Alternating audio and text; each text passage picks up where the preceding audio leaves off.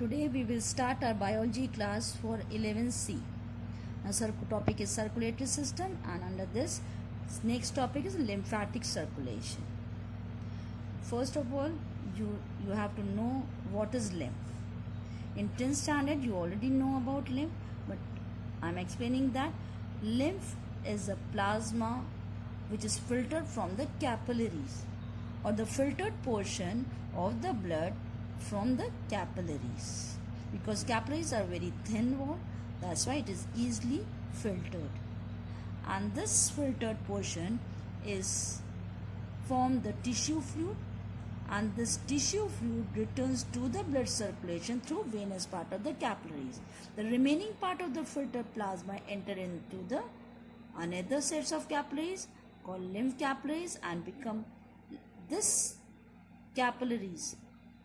Same as in circulatory system, arteries and veins divide into capillaries.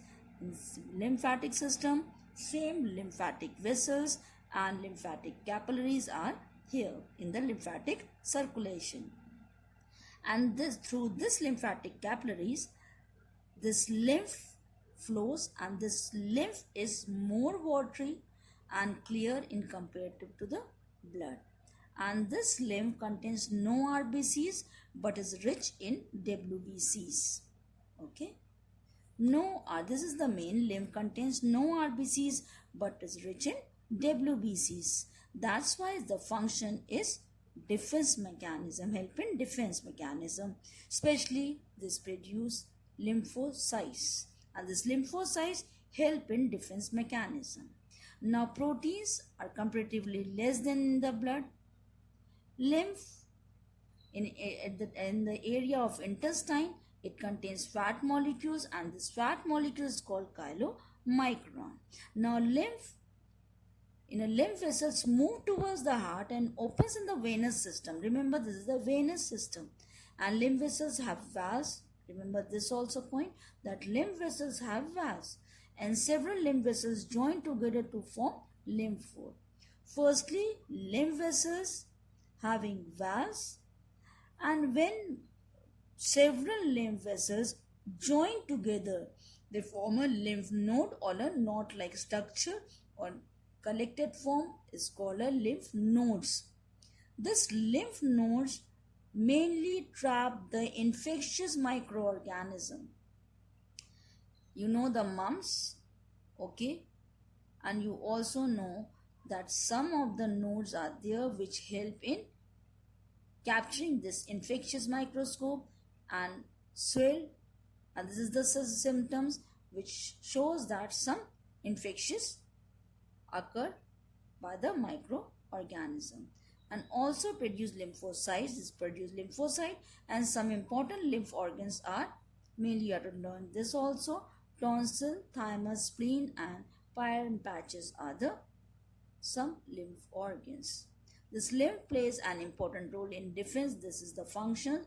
You know this defense mechanism, transportation of nutrients same as the circulatory system, and maintain blood volume and prevent accumulation of tissue fluid, because tissue fluid move from one to another by this lymph vessels only. Okay. Now some disorders of circulatory system. Now first, you know this term, hypertension. Hyper means increased. Okay. This is increased systolic pressure.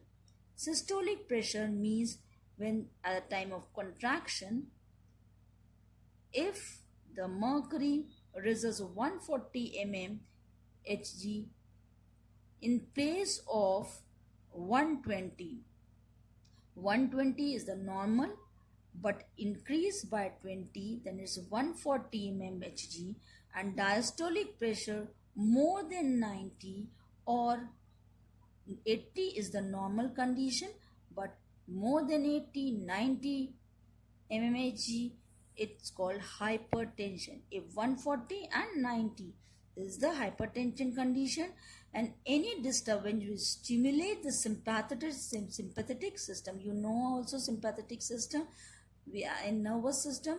You know that sympathetic and parasympathetic systems are helpful to sympathize and release some adrenaline at the time of excitement. In this case also, if any disturbance take place in the environment, it stimulates the sympathetic system and release of adrenaline, and this causes hypertension. Arteriosclerosis and atheroma also causes hypertension, means arteries are sclerosed, or the thickening or the tightening or the stiffness. This also causes hypertension, and this hypertension may result in blindness. Chronic nephritis means kidney, and cerebral stroke means in brain region. Now second, angina pectoris. Angina pectoris, this mainly due to coronary arteries. If the coronary artery are not elastic or atherosclerosis take place in coronary artery, the cardiac muscles do not get enough blood supply, because you know that coronary artery is the artery which supply blood to the heart muscles, and if coronary arteries are not perfect, then cardiac muscle do not get enough blood supply and oxygen, and because of insufficient oxygen resulting in anaerobic respiration, and because of this anaerobic respiration, you also know that some lactic acid accumulate, and this is called angina pectoris.